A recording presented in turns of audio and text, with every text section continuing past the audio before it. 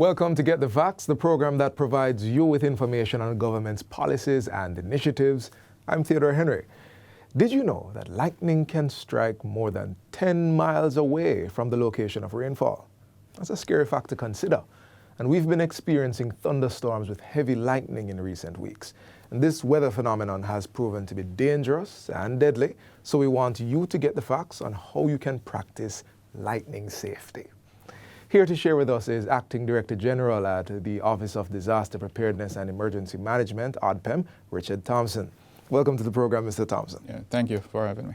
All right, let's jump into getting the facts. Sure. Lightning. Yes. As far as I know, lightning is bright light in the sky, a lot of noise accompanies it, but what is lightning? So apart from lightning being one of the most spectacular natural phenomena, it is extremely dangerous. Okay. Right? And thousands of persons have been impacted by lightning and many persons have died. But in terms of the definition, it's really an atmospheric discharge of electrical current caused by a variation in the cloud itself. Right. And between the cloud and ground. So there is difference in terms of charge.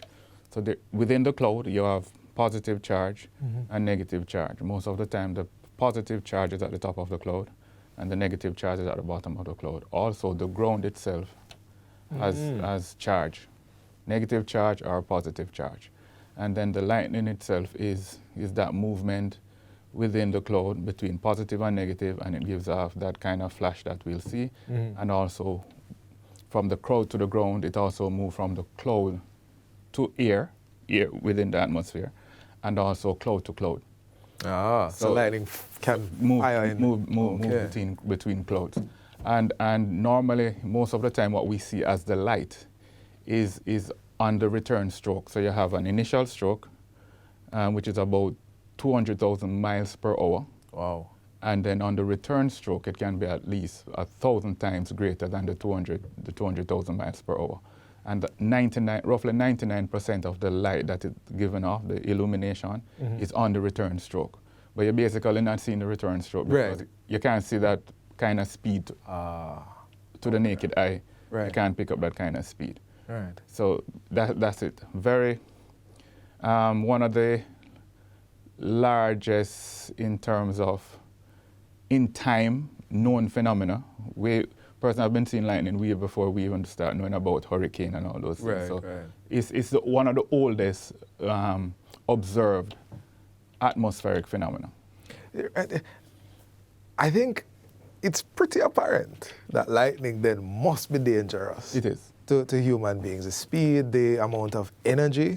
I would assume it carries. But what happens if a person is struck by lightning? So like for the energy, so the temperature, it is said to be like 500,000 Fahrenheit. That's like almost sun temperature. Well, it's hotter than the surface of the sun. And the energy that it gives off, it is said that the energy that is given off by a bolt of lightning, you can charge roughly a 100-watt bulb for 90 days.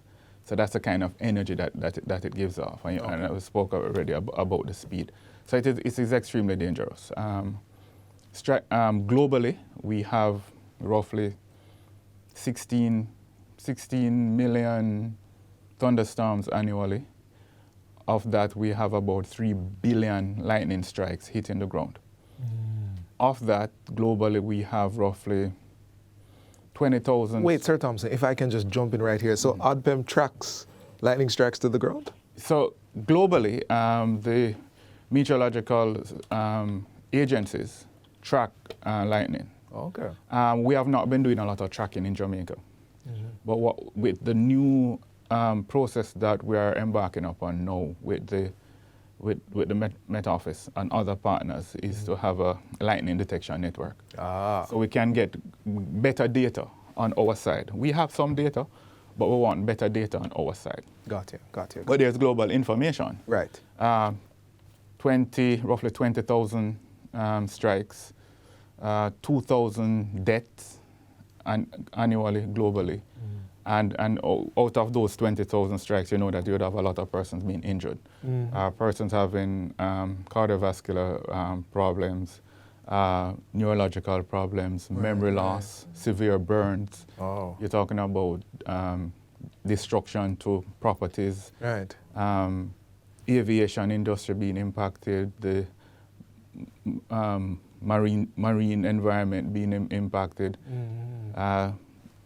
Agriculture, you name it. Broad impact. Broad impact. Industries. In Jamaica, the JPS will tell you that a lot of their outages caused by lightning strikes. Same thing on the side of the telecommunication providers, Flow, Digicel, they will tell you. For us in Jamaica, in terms of injuries and death, since roughly 2001, 2005, we have been doing some tracking, and we have roughly 39 persons being injured. Since 2005, 2021, 2021, we have 39 persons being injured, 18 persons dying. And we would have seen other impacts since 2021. And the latest one happening a couple of weeks ago with that match out in St. Catherine. So it's something that we realize that it is important for us to pay greater attention to it, because it's high in occurrence. Even though the numbers in occurrence and when you look at the impact, it's low, it's still a high impact phenomena, and the long-term impact that it has on persons.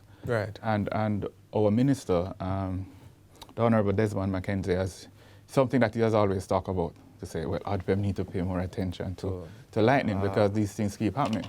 And so we have started a program looking at our national lightning program. I want to stop you just here. We're almost out of time for this segment, so we're going to go to a quick break. We're learning about lightning, we're learning about the hazards of lightning, and most importantly, we're learning about how ODPEM is addressing this.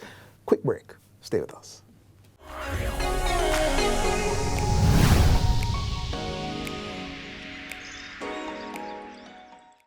Welcome back to Get the Facts. We're continuing our discussion on lightning hazard awareness. Our guest is Acting Director General at ODPEM, Richard Thompson.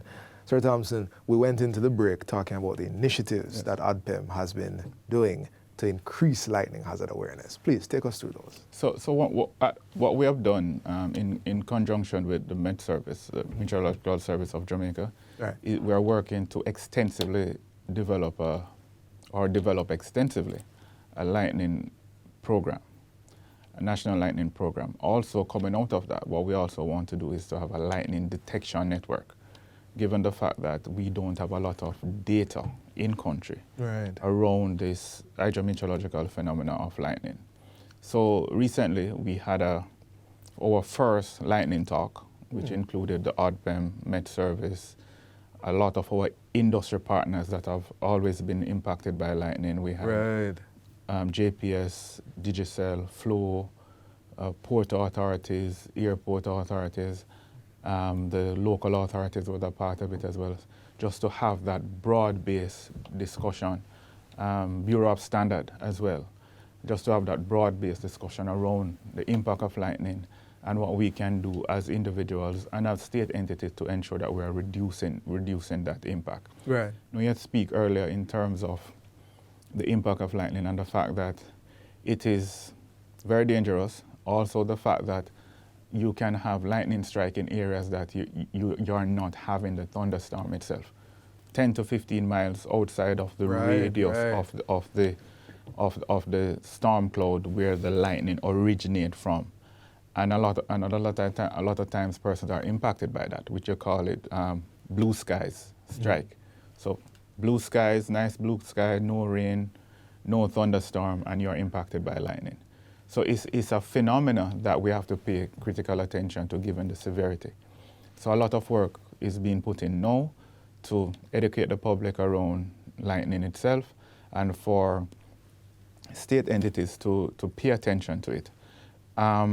For us in Jamaica, our data has shown that most of our lightning occurrences is between May to October.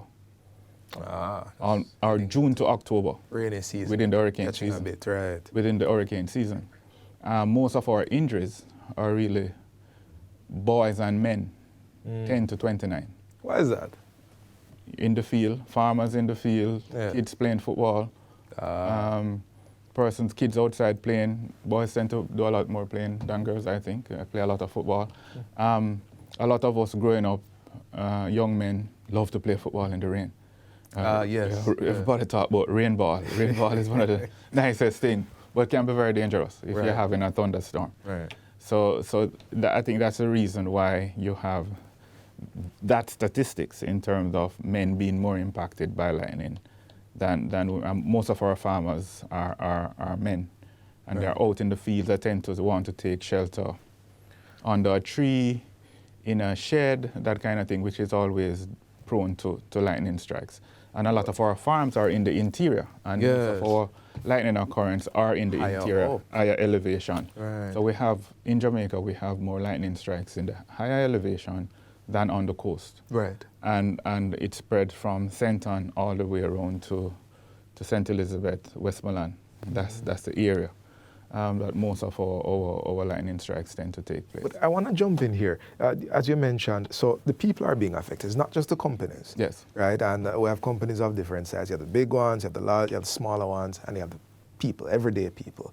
So give us a few tips, a few ways in which we as people, we as businesses can deal with this hazard. So one of the main things in terms of protecting homes, protecting industries, is to ensure that you built in as part of the construction lightning arresters.